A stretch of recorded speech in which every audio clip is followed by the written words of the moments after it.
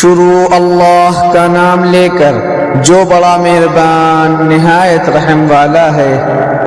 ایمان والو، رسول اللہ صلی اللہ علیہ وسلم سے مخاطب ہو کر راعنا نہ کہا کرو اور انظرنا کہہ دیا کرو اور سنا کرو، اور کافروں کے لیے دردناک عذاب ہے۔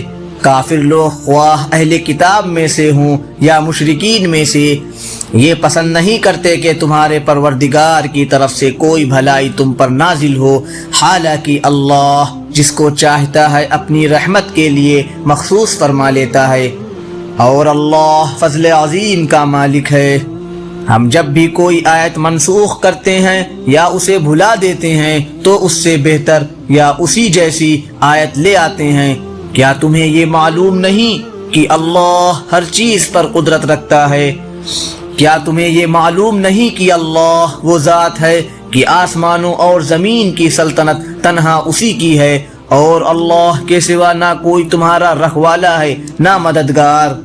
کیا تم یہ چاہتے ہو کہ اپنے رسول سے اسی قسم کے سوال کرو جیسے پہلے موسیٰ سے کیے جا چکے ہیں؟ اور جو شخص ایمان کے بدلے کفر اختیار کرے وہ یقیناً سیدھے راستے سے بھٹک گیا۔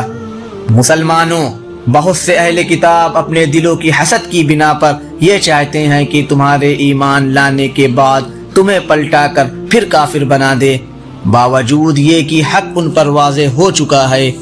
چنانچہ تم معاف کرو اور درگزر سے کام لو یہاں تک کہ اللہ خود اپنا فیصلہ بھیج دے، بے شک اللہ ہر چیز پر قادر ہے۔ اور نماز قائم کرو اور زکوٰۃ ادا کرو، اور یاد رکھو کہ جو بھلائی کا عمل بھی تم خود اپنے فائدے کے لیے آگے بھیج دو گے اس کو اللہ کے پاس پاؤ گے، بے شک جو عمل بھی تم کرتے ہو اللہ اسے دیکھ رہا ہے۔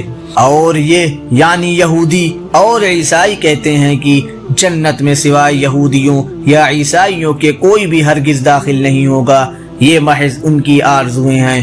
آپ ان سے کہیے کہ اگر تم اپنے اس دعوے میں سچے ہو تو اپنی کوئی دلیل لے کر آؤ۔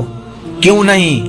قاعدہ یہ ہے کہ جو شخص بھی اپنا رخ اللہ کے آگے جھکا دے اور وہ نیک عمل کرنے والا ہو، اسے اپنا اجر اپنے پروردگار کے پاس ملے گا، اور ایسے لوگوں کو نہ کوئی خوف ہوگا اور نہ وہ غمگین ہوں گے۔